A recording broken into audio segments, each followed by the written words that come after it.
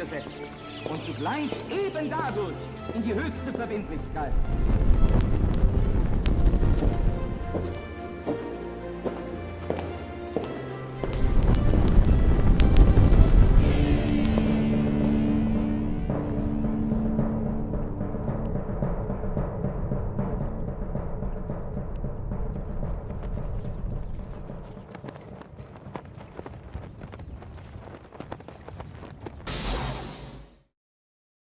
Bienvenidos una vez más a una nueva entrega de este programa que se llama La Brújula, que hacemos ya hace algunos años aquí en la pantalla de Conclusión TV. Lucas Carena es mi nombre y hago este programa en la gran compañía de un gran amigo personal, Pablo Javier Dávole, aquí en Salto. Lucas, buenas tardes, ¿cómo te va? Antes que se deje entrever entre los comentarios ahí algún cambio de aspecto y demás, debo decir que sí, efectivamente me rasuré la barba, no por una cuestión particular, pero cada tanto uno va cambiando y bueno, puede ser que me quite algunos años. Yo soy particularmente en una barba canosa, digamos, y bueno, me rasuré y quedé... Es como que rejuveneciste. Me lo han dicho, ¿no? No es que sí. Yo me adjudico ese... así que bueno, si hay un cambio sigo siendo yo, el mismo de siempre. No me reemplazaron. No, pero es por cierto, ahora. yo no soy de fijarme en esas cosas, pero es verdad que hacía mucho tiempo que usabas barba, es cierto. Claro, bueno, y cuando...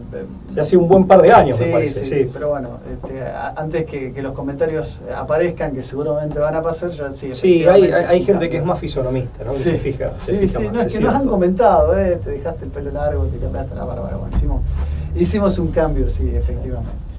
Este programa se consagra a la Virgen, 3 veces admirable de Schoenstatt, que es madre, que es reina y es educadora. Siempre nos ponemos bajo su manto de protección y amparo para encomendarnos a la tarea de difundir, de polemizar y de, por supuesto, reflexionar sobre los temas que proponemos para que ustedes compartan con nosotros y como para generar este intercambio de ideas, este ida y vuelta que hemos dado a llamar La Brújula. Pablo, bueno, tenemos que empezar con un comentario ineludible, que es la triste noticia que nos ha acompañado estas últimas semanas, que es... la partida. Sí, la partida de Ricardo Iorio, Así ¿no? es. Sí, músico argentino, uno de los exponentes más importantes del rock pesado, como él llamaba. El padre en Argentina, ¿no? Exactamente, sí, el heavy metal, efectivamente, pionero en este subgénero, que bueno, que todos conocen la trayectoria, ¿no? Fundador de 8, Hermética, el más fuerte, fue telonero de bandas como Black Sabbath cuando ha venido acá en Argentina, que es pionera en el género a nivel internacional. Con Almafuerte tocó junto a Megadeth. Es decir, es un hombre que musicalmente creo que exploró ese género al máximo como nadie. Y lo argentinizó, lo acriolló, eso es muy importante. Efectivamente. ¿No? Y un hombre además que ha tenido la entereza de ser políticamente incorrecto, de ser frontal y auténtico con sus ideas. Un bicho de ciudad que se fue ruralizando con el paso del tiempo, terminó sus días en su refugio de Sierra de la Ventana. Eso es al sur de la provincia de Buenos Aires. Sí, pero un hombre que buscaba el campo, buscaba de mate y taba y bueno, compartiendo con amigos. Así es. Y eso es loable, ¿no? Para un hombre que en lo que él hacía, bueno, fue muy exitoso, ¿no? Así es, y aparte nos deja un legado riquísimo.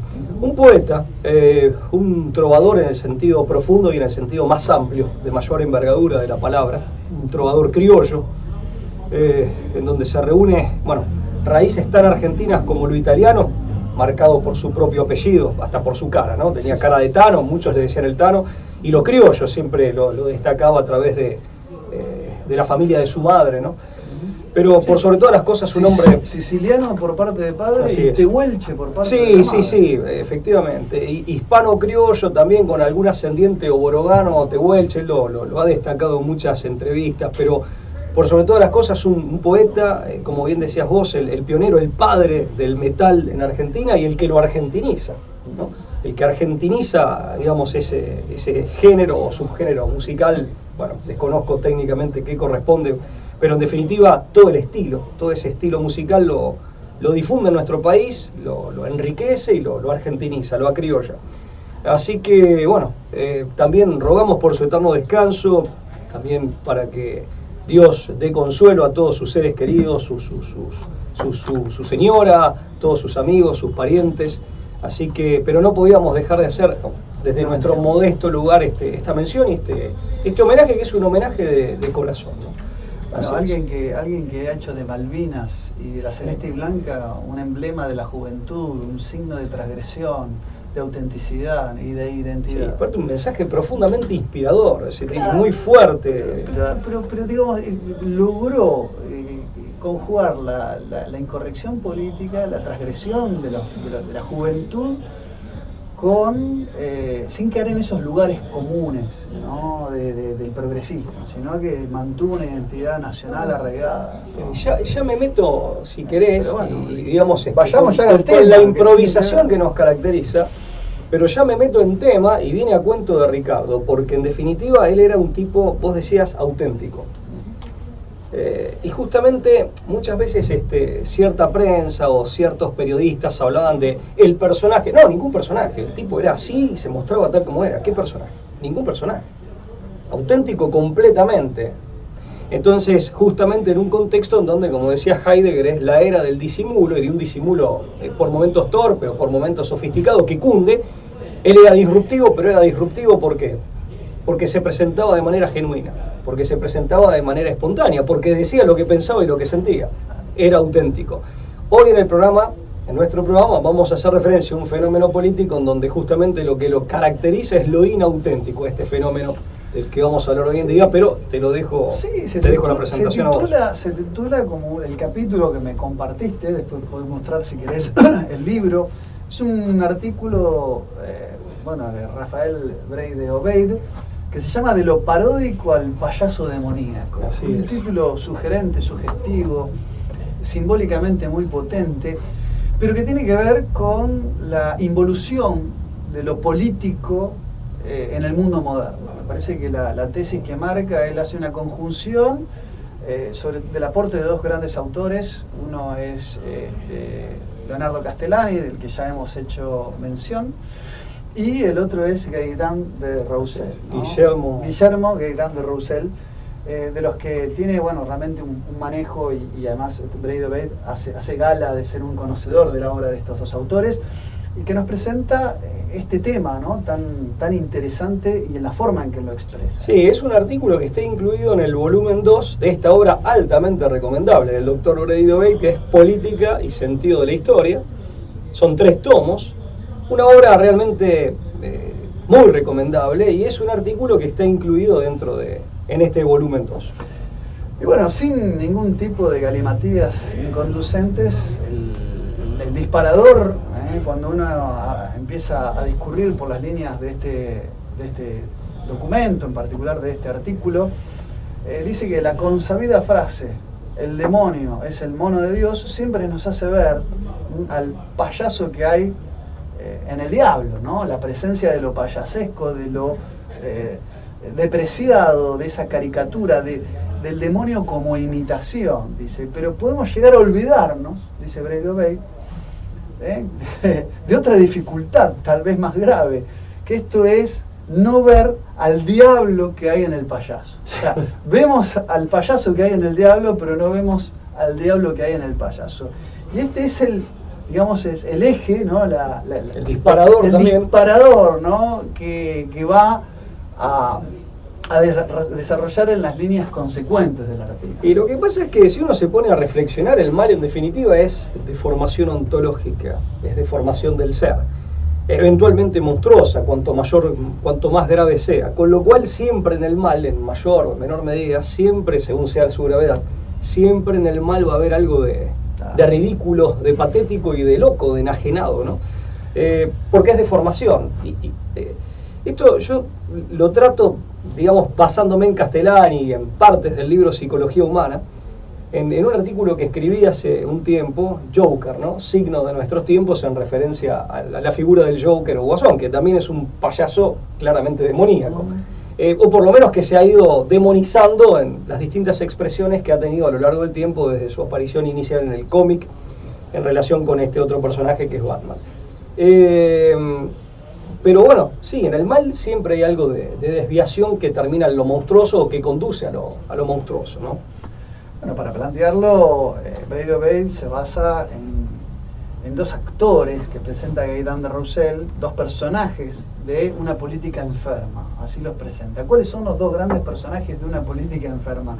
Por un lado tenés al pueblo espectador, es decir, que es cuando el pueblo va perdiendo la fe, cuando abandona su misión histórica, cuando los pueblos abandonan su perspectiva histórica, ¿no? La fe queda reemplazada por la política en el peor sentido de la expresión, fundada entonces en el interés material y se organiza en lo que él llama un juego político, un mero juego político. La política como juego. Claro, que no se orienta hacia ningún fin.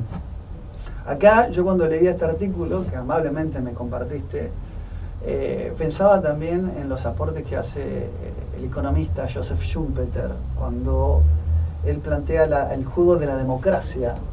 Él hace un profundo análisis de la democracia y le roba el sustancialismo que tenía en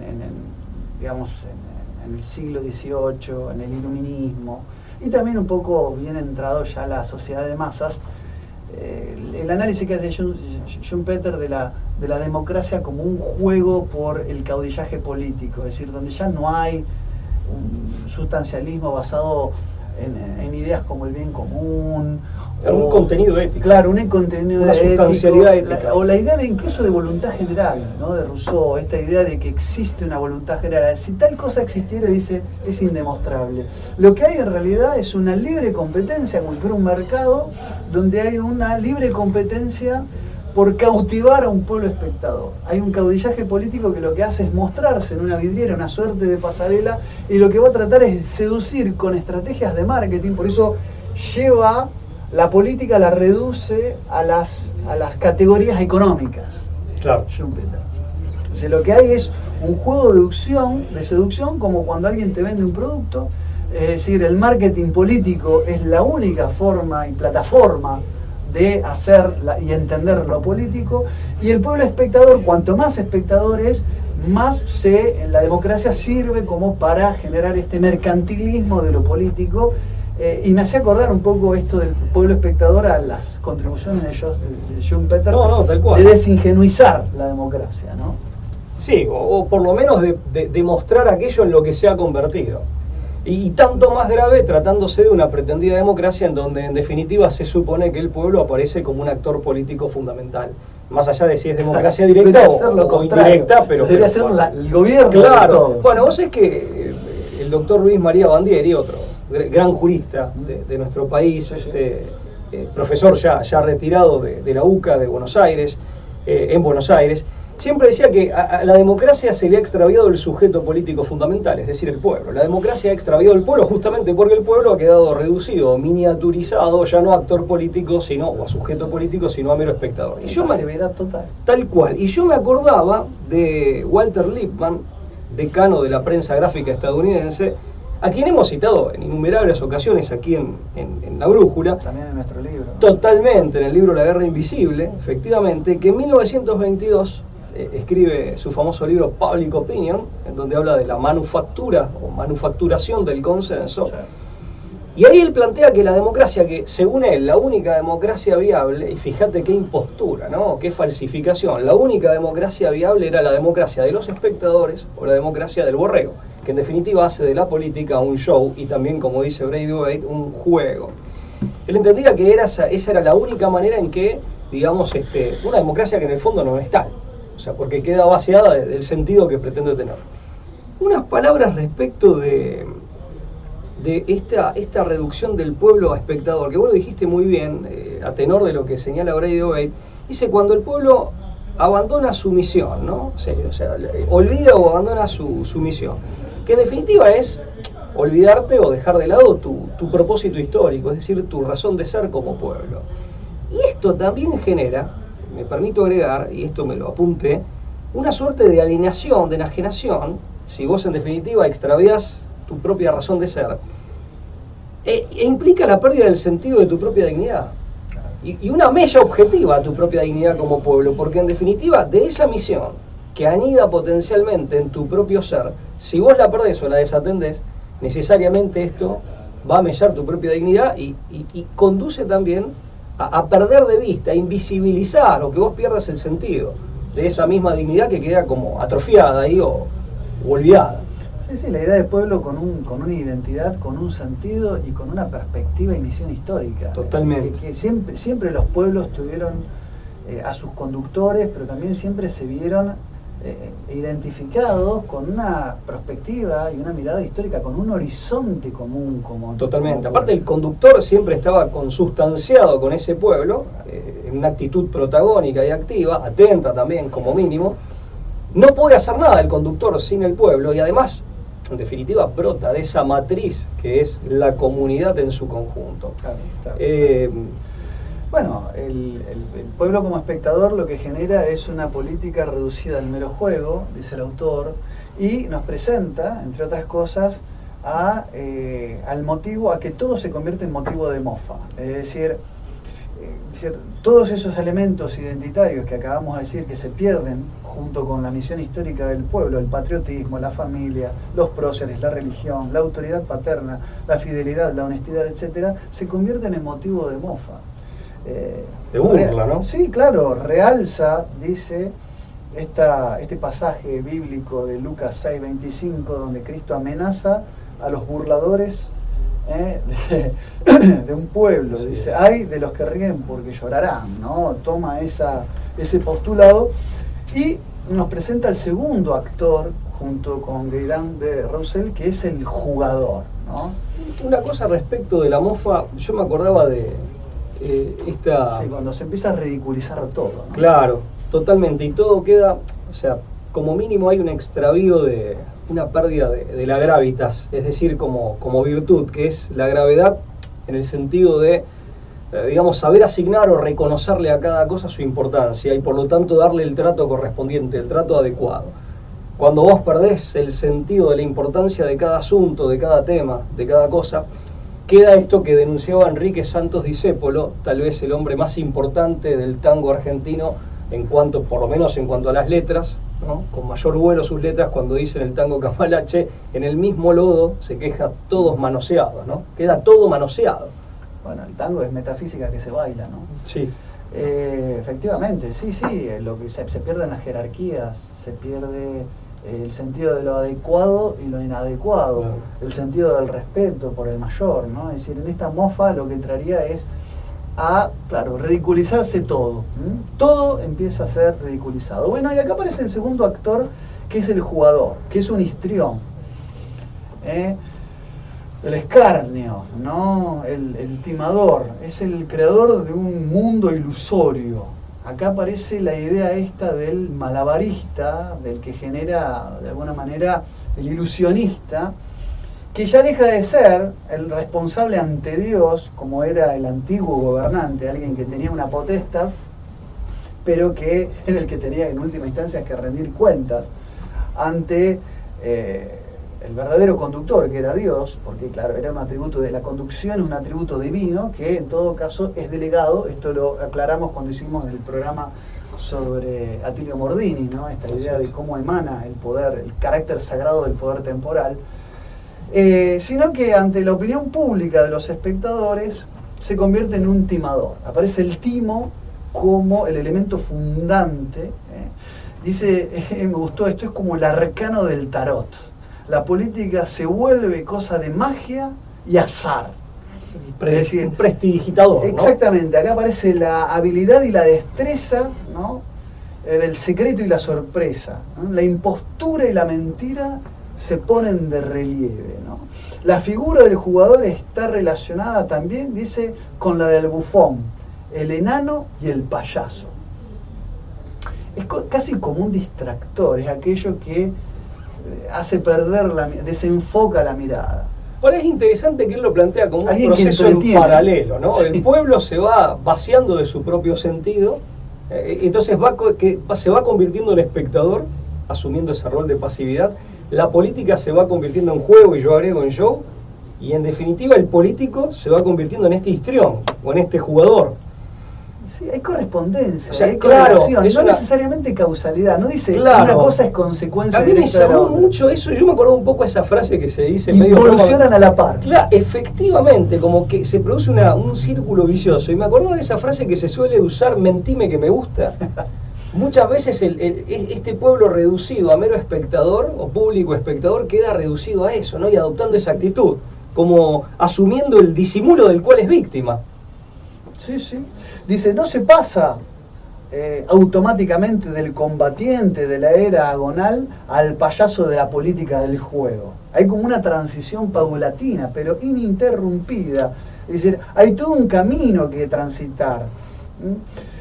Magníficamente, dice, este camino está estudiado por Castellani, donde el personaje intermedio es el paródico, ¿no? Acá aparece la parodia. Antes de llegar a lo payasesco hay algo del orden de lo paródico. Dice, lo paródico es la imitación de lo serio. Cuanto más parodia hay en lo serio, sin serlo, es decir, cuanto más eficaz es el arte de la comedia, es cuando más eficaz, perdón, es el arte de la comedia.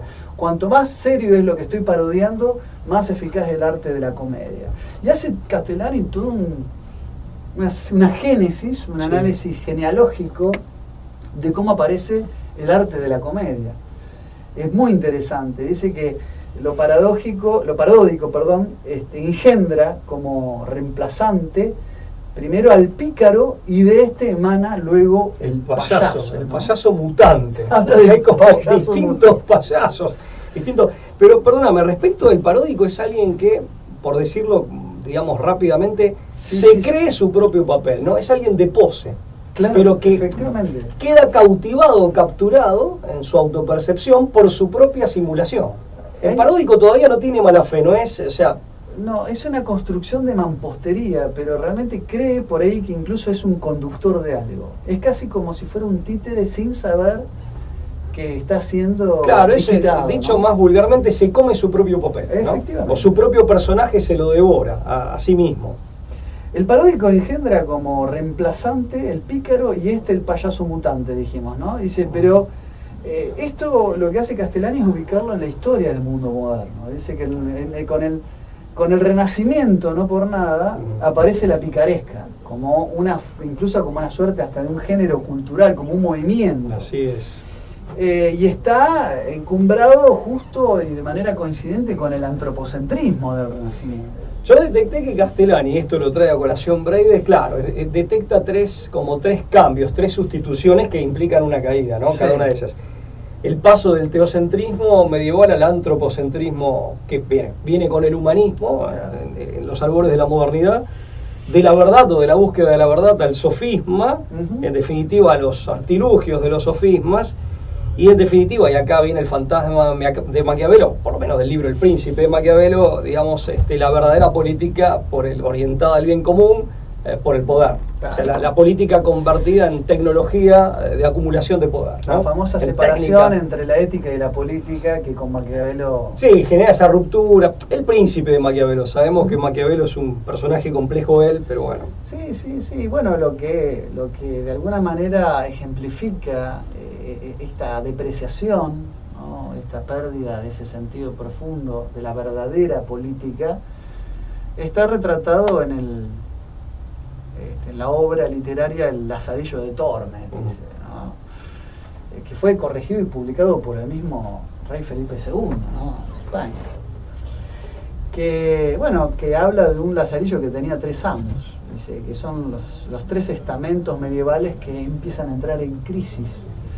El pueblo que debería ser un pueblo trabajador es un mendigo, es el primero de los amos que es un mendigo ciego y cruel. ¿Te Es muy cuenta simbólico, eso ¿no? te iba a decir lo elocuente que es esa figura? Ciego, Sí. ciego Y cruel. cruel, y es un mendigo, o sea, es alguien Que no trabaja, o sea, que está fuera del circuito Totalmente. del trabajo.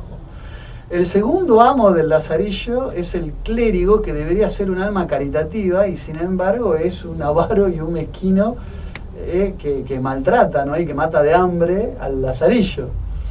Y el tercero de los amos que tiene el lazarillo en esta obra literaria que representa esta depreciación o estos 3 momentos que vos bien retratabas, es el caballero, ¿no? Que debería ser un hombre de coraje, y dice que si bien es una persona afable y simpática, huye cada vez que puede del peligro, ¿no? Es casi como yo diría como una especie de detrito, pero además la contracara de las distintas... Hay como una inversión, o una corrupción. Una inversión del platonismo, de la República de Platón. No, claro, pues son los estamentos, sí. Claro, donde vos tenés al rey filósofo, donde tenés al guerrero y al campesino. Al productor en términos económicos. Acá están invertidos completamente, dice. Pero bueno, eso porque el Lazarillo de Tormes claramente es picaresca. Ahora, lo paródico, que tiene que ver con la pose que asumís como si fuera real, aunque no lo sea, ¿no? Yo creo que ahí lo paródico se ve más en el Quijote, reflejado en el Quijote. Ahora, lo pícaro o el pícaro está en el Lazarillo, donde ya es adrede, es un paródico consciente.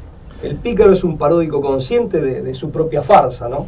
Claro, el pícaro ya después sustituye al paródico. Claro. Que ya sería un impostor a conciencia. Efectivamente. Sea, sería como el pícaro, pero como el paródico, pero ya ahora lo hace a conciencia. Entonces, claro, hay un proceso, dice que ha durado 3 siglos, que van del siglo XVI al siglo XIX, donde se ha hecho ese advenimiento, ¿no?, de un pueblo transformado en espectador, y claro, y que aparece retratado digamos, de una manera muy memorable en la Comedia Humana de Honoré de Balzac, como contracara de la Divina Comedia de Dante Alighieri. Serían como las dos extremos, ¿no? Vos sabés que también hay como contraste fuerte. Totalmente, se marca que aparte, digamos, la elección de esos títulos, ese título no debe ser una... Claro. Si es que yo me anoté respecto de lo paródico, que en esta caída, en este descenso, es como el primer estadio del descenso. También para graficarlo un poco, ¿no? Me anoté, la política electoralista, o meramente electoralista, habría que decir, es paródica, como política es paródica. Y es un show, es un montaje. Y es una reducción, ¿no? El análisis político reducido a la comunicación política, o al análisis de la comunicación política, es paródico como análisis político. Pensar que el buen político es el hábil armador de alianzas electorales y el hábil o el que es diestro recitando discursos, pensar que eso es ser un buen político y confundir a eso con un estadista, a esa figura con un estadista, eso también es paródico. Y lo digo también como para graficarlo. No, efectivamente. No, y además, Pablo, lo que va a decir Brady O'Bade con Gaitán de Roussel y con Castellani es que en última instancia la política, en su fundamento, como para empezar a entender y hacer esta relación de lo payasesco y lo político, relación que va a hacer el espectador de este programa por sus propios medios, es decir, lo que ha escenificado la política en su estado más depreciado es una comedia del arte, que es un género. Claro, y ahí ya es pícaro, por esa adrede. Claro, ya es una picaresca. Lo que yo decía recién en realidad sería que es como mínimo algo paródico. Como mínimo algo paródico. Esas reducciones. Está plagado de pícaros y paródicos, pero ese sería el escenario. Pero recordémoslo, la comedia del arte es un tipo de teatro popular nacido a mediados del siglo XVII en Italia y conservado hasta comienzos del siglo XIX. Por eso hay un trayecto que hay que encontrar. Yo digamos, en la Edad Media, cuando el famoso semiólogo ruso y filósofo del lenguaje Mijaíl Bakhtin estudia la cultura popular del medioevo, donde no había, es decir, los estamentos sociales estaban totalmente cristalizados, no había movilidad social, no era que vos podías nacer plebeyo, ser noble y convertirte en reino, no había esa posibilidad. En esas sociedades cristalizadas, en el único momento donde se invertían los roles era en el carnaval. Claro. Bakhtin estudia en profundidad la simbología del carnaval medieval. El Carmen Valegre. Y claro, y establece donde el bufón, el arlequín, el enano toman las posiciones del rey, del noble, del caballero, y los nobles se disfrazan de plebeyos. Era en el único momento donde se hacía esa inversión. Una usurpación del rol del otro. Pero en esa usurpación, que era una simulación, todos estaban de acuerdo. Fíjate qué interesante, esto hay que entenderlo en un fenómeno histórico muy, muy, muy enquistado en la sociedad europea occidental europea, todos estaban de acuerdo por un instante o por un único día en el año renunciar a tu propia esencia y simular que sos el otro. Y esto generaba una cohesión social y generaba una contención del propio pueblo, donde todos intercambiaban roles de manera humorística, ¿no? Y se reían de sí mismos en el reflejo del otro que te retrataba no siendo de tu condición, en este caso no social, porque estamos hablando directamente de compartimentos totalmente estables. No, pasa que eran estamentos que como tales estaban definidos por una función, y una función que implicaba cierto valor, cierta virtud y una determinada dignidad. Y se entendía que era un orden, no solo funcional, sino justo. Esto desde luego tiene mucho de teórico y no tanto de realidad práctica, pero tuvo bastante de realidad práctica. Aparte, como dice Foucault, para que lo reconozca alguien como Foucault, al igual que el teocentrismo, el hombre medieval realmente estaba convencido de eso. Claro. O sea, no era simplemente una maquinación de élites para mantener sojuzgada a la plebe. No, realmente la generalidad de los hombres en el medioevo realmente vivía de conformidad con esa esquematización o con esa estructuración de la sociedad. Pero sí, por eso lo veían como algo gracioso, ¿no? Sí, bien. Totalmente. Y bueno, de lo picaresco llegamos a la figura del bufón, ¿no? Que aparece una suerte ya de elemento socarrón, pero que ya reviste cierta característica del payaso. Ya es un primer peldaño dentro de lo payasesco, ¿no? Dentro del clown.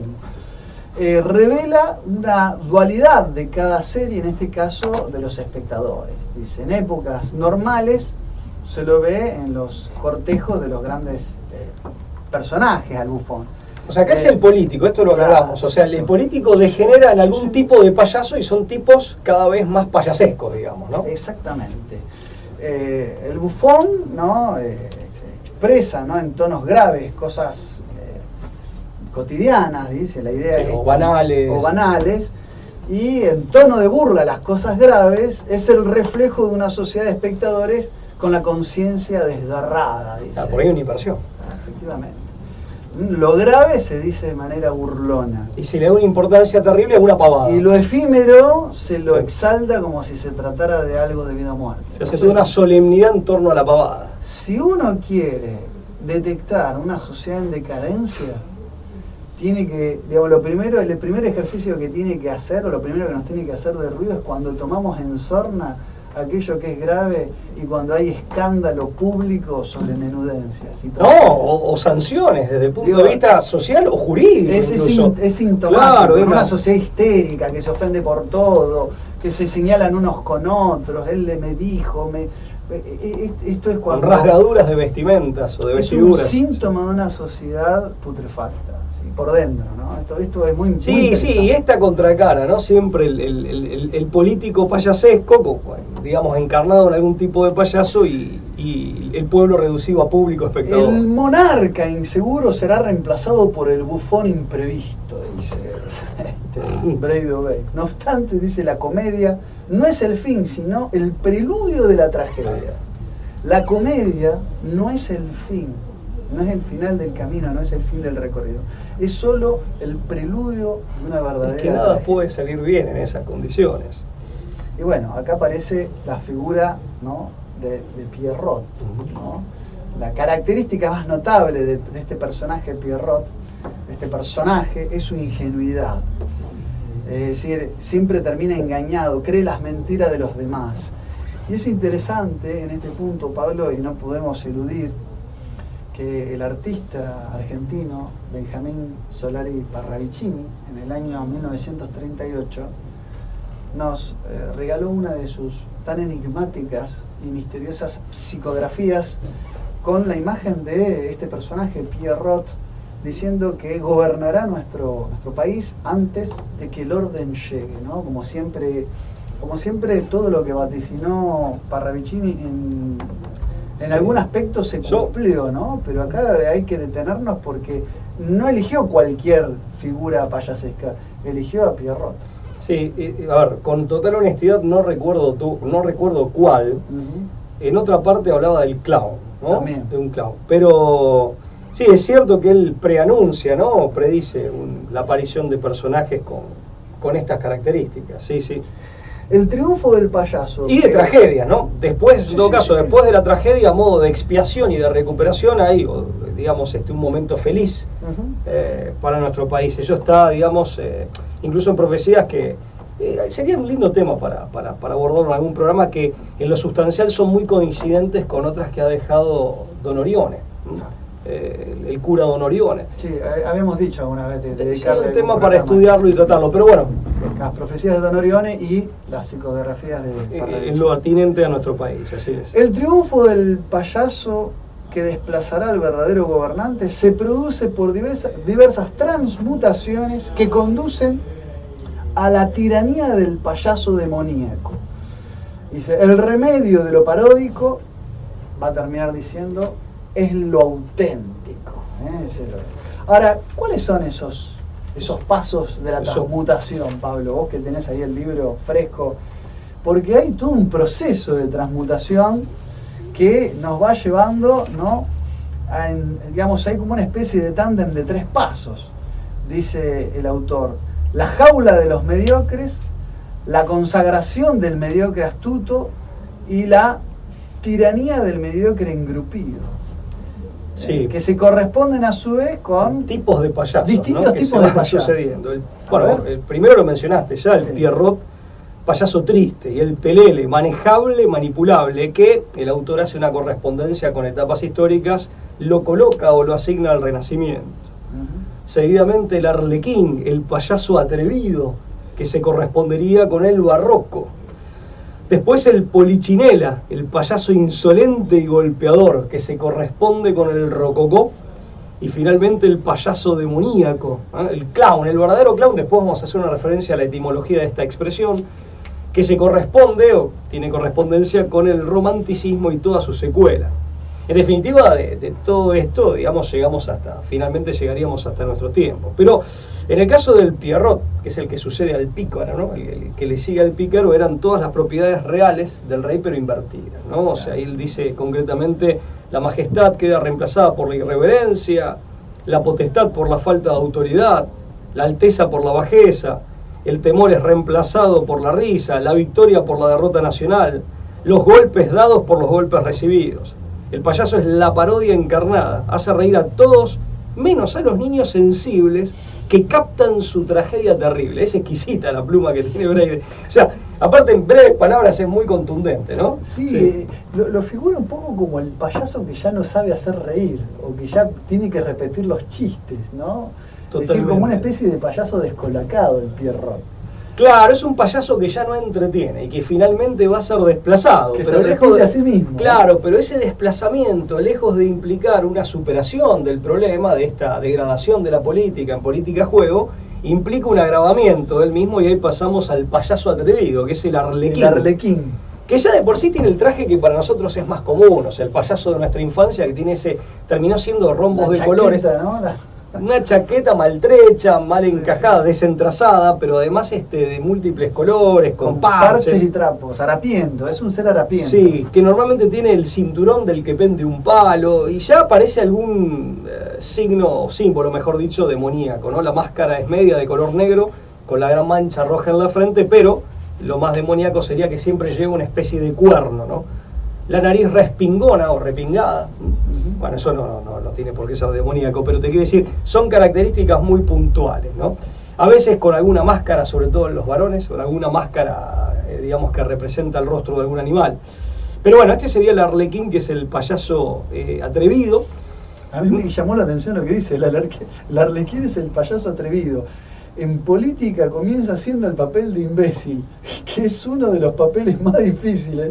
Mayormente realizan bromas, saltan, bailan, haciendo trucos para hacer divertir a quienes los observan, ¿no? Claro, aparte evoca el caso de Claudio, que fue el sucesor y fue el tío de Calígula, claro, ¿no? Que es la anécdota, digamos, la historia es que cuando en definitiva, digamos, matan, los generales lo matan a Calígula, pensando Claudio se había hecho el tonto, entonces pensando que lo iban a poder manipular, lo ponen a Claudio en su lugar como emperador, y él, una vez que asume, les dice: tengo una mala noticia que darles, no soy un imbécil. Claro, no soy un imbécil. Efectivamente. Pero es interesante porque acá Breivik hace acá otra interpretación. El Arlequín también puede ser en efecto un imbécil, o alguien que asume hacer ese papel y que en realidad no es más que un instrumento de, en términos, no lo dice Brady Obey, pero sabemos en términos del famoso Benjamín Disraeli, decir, bueno, el poder detrás del trono, ¿no? O sea, ser un títere de un poder más grande que se mantiene oculto detrás de este rey o de este presidente arlequín. Sí. Bueno, después viene el Polichinela. El Polichinela, que es el payaso insolente y golpeador. Claro, acá donde ya hay como un payaso que de lo burlesco, ¿no?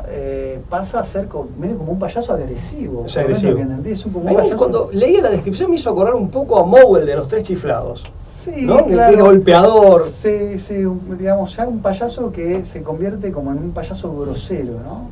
El Polichinela, ¿no? Como una especie de arquetipo golem, ¿no? Es decir, como una construcción artificial, pero medio monstruosa. Sí, por parte tiene como 3 etapas, ¿no? Cuando está en el llano, en definitiva, en donde intenta, digamos, es alguien egoísta, dice Brady Obey, un autónomo autorreferenciado, sin moral objetiva, hedonista, pancista, estoy leyendo a Brady Obey, pero en definitiva es alguien que intenta salirse con la suya y abrirse juego, en definitiva, en su propio beneficio material, para satisfacer sus propias ambiciones a los golpes. El segundo momento es cuando queda encaramado en la bóveda del palacio, donde antes estaban las imágenes sagradas o los dioses de la mitología griega. Esto tiene también lo que hace Brady Obey es, indicar cuáles serían las expresiones pictóricas, artísticas y más específicamente pictóricas. Acá es Polichinela y el columpio de Gian Domenico Tiepolo. Claro. Es una obra de fines del siglo XVIII. Y tercero, cuando Polichinela llega al trono, ¿no? Que ahí es, digamos, en donde puede convertirse en un golem, ¿no? Sí. Bueno, para terminar con el payaso demoníaco, que sería la parte de la tiranía del payaso demoníaco. La palabra actual payaso proviene del italiano Pogliaccio, ¿no? Claro. Es decir, y es un personaje representado con vestimentas coloridas, maquillaje extravagante y grandes pelucas. Son artistas de circo, mayormente realizan bromas, saltan, bailan, haciendo trucos para divertir a quienes los observan, dice. Pero bueno, aquí esta es obviamente la cara externa, ¿no? Del payaso demoníaco. Acá aparece el elemento, ¿no? Volvemos al inicio del artículo. Acá está el elemento demoníaco que existe detrás de lo payasesco. Te hace toda una genealogía del concepto del clown, ¿no? Claro, este sería específicamente el clown. Y hace un análisis etimológico de la palabra clown. Que viene de aldeano, ¿no? Puede ser. Sí, pero debe ser del antiguo germano, ¿no? Porque la palabra originaria parece ser krathul, ¿no? Y después hay una versión pareciera ser francés, ¿no? Cloudés, pero, digamos, todo indica que deriva de krathul. Y bueno, clown es, de hecho, payaso en inglés, ¿no? Nuestro payaso viene del italiano Pagliaccio, pero exactamente, pero bueno, lo que dice la mitología es que el clown va a ser esa última instancia de lo payasesco donde lo demoníaco está a punto de revelarse. Él toma las palabras en un momento de Kierkegaard, de Søren Kierkegaard, diciendo que esa transición que empieza con lo paródico, termina incurriendo, dice, lo paródico se estaba adueñando del mundo, por lo menos de Dinamarca, ¿no? Escribe Kierkegaard, y que detrás de lo paródico se escondía lo demoníaco.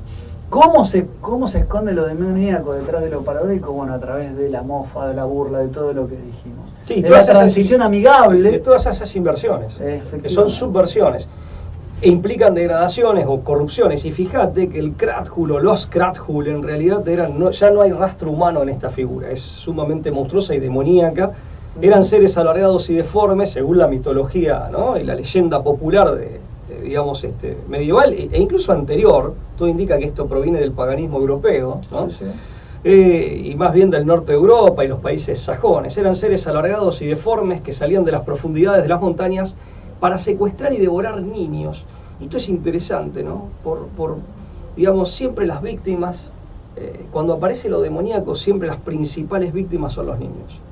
Sea a través de la pederastia, sea a través de las matanzas de niños, de la industria del aborto. Siempre las víctimas son aquellos de los seres humanos que son los más inocentes y que en su rostro expresan con mayor nitidez la pureza que como una suerte de semilla divina el hombre puede llegar a ser capaz, ¿no? De la que puede llegar a ser capaz. Las víctimas principales son los niños cuando aparece lo demoníaco, y acá los Krathul eran devoradores de niños, ¿no? No, por supuesto, ¿no? El Krathul, aparte es un arquetipo, ¿no? Del comprador, del que te regala el globo, del que te atrae, que te seduce, que seduce al niño con algo. Sí, se aprovecha de su inocencia que también. Se aprovecha de su inocencia. Por eso es una de las caras más horriblemente malignas, ¿no? Porque es la que se aprovecha del más inocente dándole algo a cambio, ¿no? Pensemos en los grandes personajes del cine, de la ficción, de la literatura, qué sé yo. Estoy pensando de pronto en Stephen King con Pennywise, ¿no? O ahora está de moda Art, ¿no? Toda esta idea de lo payasesco y de lo brutalmente demoníaco. Alguien que te seduce, el mimo, ¿no? Alguien que te entretiene, te hace un juego de malabar, pero que en el fondo Sí, abriga una mala intención e implica una amenaza de muerte, si no muerte física, muerte espiritual. Son devoradores de infancias. Efectivamente.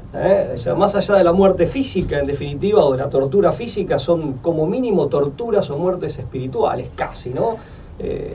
Estoy pensando, por ejemplo, en las redes de pederastia y toda esa mugre criminal que es tan característica de nuestra época. Vos sabés que a mí me llama la atención, hablando a veces con gente joven, que creo que es una coartada del sistema. Hay mucha gente muy joven que tal vez ignorando cómo ha sido la realidad de otras etapas e incluso las posibilidades, aún en nuestra etapa, pero las posibilidades de realidades alternativas, no efectivas pero sí posibles, creen que, por así decir, estamos en el mejor de los mundos posibles sin advertir toda esta hediondez que caracteriza nuestro tiempo, pensando que el mundo no puede ser mejor o que ha sido peor, cuando esto ciertamente que es como mínimo sumamente discutible, ¿no? Sí. Creo que es una de las coartadas del sistema, ¿no? Pretender vender lo que tiene de pobre o de nefando, venderlo como lo menos malo, lo mejor posible. Eso una solución que en otros términos y de manera racionalista Leibniz ya había planteado, ¿no? De la prueba de Dios por el que tiene que ser necesariamente el mejor de los mundos posibles. Lo hablaba con una politóloga, ¿no? Ya que hacíamos la mención del humanismo y de uno de los cambios, una de esas subversiones de la política con sustancia ética orientada al bien común y no desprendida de lo sagrado, sino enganchada a lo sagrado. Bueno, yo le decía a esta politóloga, que fue alumna mía en el profesorado, ¿no? Pero ella, ya politóloga, le decía, mirá, con todo lo nauseabundo que podés encontrar en el panorama actual y que podés encontrar a lo largo de la modernidad, y creo que ejemplos o casos no faltan, sino que por el contrario abundan, sea Hiroshima y Nagasaki, los campos de concentración, las matanzas de niños, el aborto masivo convertido en industria, con total indolencia, los genocidios del siglo XX, etc.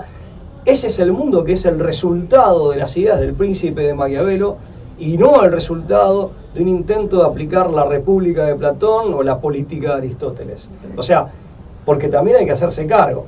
Y durante mucho tiempo, y esto pasa con lo paródico y con el pícaro, yo recuerdo que acá en Argentina ha pasado, se le ha hecho, por así decirlo, y lo digo vulgarmente, se le ha hecho el aguante a ese tipo de actitudes. Se ha romantizado. Claro, se lo ha idealizado, parece ser simpático, ser un acumulador de poder y convertirte en un payaso a veces del poder detrás del trono, y de esa manera hasta hay un público que convalida a su propio victimario. Hay pueblos que, reducidos a espectadores, convalidan a sus propios victimarios de esa manera, ¿correcto? Como si se tratara de mero jolgorio, de algo simpático o de algo cómico, cuando en realidad estos catastróficos efectos son resultados del intento de aplicación de esas ideas. Y digo el príncipe de Maquiavelo como emblema, y digo la obra en sí, porque sabemos que es una obra que tal vez sea la que menos lo exprese a Nicolás Maquiavelo, la persona. Sí, por supuesto, una obra que fue, un constructo para Florencio de Medici. Sí, totalmente. Tenía una funcionalidad específica en una coyuntura. Él lo escribe también muy condicionado. No tenemos más tiempo, pero lo que quiero tenemos que hablar del testigo. El testigo, pero yo quería decir una cosa más. ¿Cómo se relaciona esto con la política actual? Es decir, yo creo que estamos atravesando muchos procesos políticos a nivel de las democracias modernas que nos hacen ver también en la farandulización de la política esta idea de que está bien mezclar la política con el mundo de lo artístico, de que el brinco de la televisión a la política y de la política al show, esta idea de congeniar que hasta tiene que haber necesariamente fórmulas políticas que hibriden, ¿no?, lo artístico, lo farandulesco, donde la política misma se ha convertido en un escenario de alfombras rojas, son el primer peldaño para esta suerte de mal demoníaco detrás de pueblos que han quedado postergados y que son el primer peldaño. Es decir, la farandulización del mundo de lo político, el político convertido en showman, es la primera demostración sintomatológica de poner al pueblo en su único, exclusivo y limitado rol de espectador. Y de claque a veces, ¿no? Claro, claque convalidante. Claro, celebrando a tu propio verdugo. Aplaudidores con un síndrome de Estocolmo mediante. Bueno, por eso el mentime que me gusta. El testigo, ¿cómo se soluciona esto? ¿No? Sí. Y acá Brady O'Bay también, llevándolo a Castellani, a Leandro Rosell, habla de la necesidad del testigo. Sí, sí. El testigo, aún con sus miserias, imperfecciones, las que pueda tener, en definitiva, es alguien que recupera lo auténtico. Esto se conjura con la verdad, querido amigo. Que un poco lo que destacábamos en Iorio. Claro. En definitiva, es alguien que dice la verdad, o que por lo menos es honesto en cuanto a mostrarse tal como es. El que señala al rey desnudo, es decir, en el medio de la mácula de hombres impostores, de hombres frívolos, carentes de identidad, que están mandadores de parte profesionales. queriéndose, claro, congraciarse con unos y con otros, aparece cada tanto una voz en el desierto, políticamente incorrecto como Iorio, y señala al rey desnudo. Ese es el testigo. Es importante el testigo, y el testigo tiene siempre algo de sacrificial, o sea, que sacrifique su trabajo, que se exponga a la burla, al escarnio, o eventualmente su vida. Es alguien que en definitiva abraza un martirio que puede ser martirio en sentido estricto, o algún martirio simbólico en algún aspecto de su vida. Estamos llamados a dar testimonio, esa es la Claro, gracia. pero con el testimonio lo que hace es romper con ese... Yo creo que esto no lo dice Brady, me permito agregarlo yo, servir de despertador, tal vez de brújula, pero como mínimo de despertador, y rompe el hechizo, el encanto de esa pasividad narcotizante que genera el show, que es hasta masoquista y autodestructiva. Pero el testigo, claro, tiene que ser alguien que, más allá de incluso sus propias miserias, sus defectos, esté dispuesto a arriesgar algo, digamos, algo valioso, ¿no? Y que dé su testimonio. Yo creo que en ese sentido es el que va a despertar las fuerzas que están debajo de las cenizas, son las brasas que todavía en Occidente, en diversos países, en nuestra querida hispanidad, y en el caso de nuestra amada Argentina más específicamente, esas brasas que están todavía rojas, pero tapadas por cenizas que las invisibilizan. Y lo que nunca tenemos que dejar es que nos hagan creer que esas brasas se han acabado. Pero ciertamente van a ser los testigos los que aviven esas brasas para que se conviertan en llamas. Bueno, nuestro mensaje coincide con lo del texto: sean testigos, pero atrévanse a sacrificar algo para hacerlo. Será hasta la próxima. Chao, chao, hasta luego.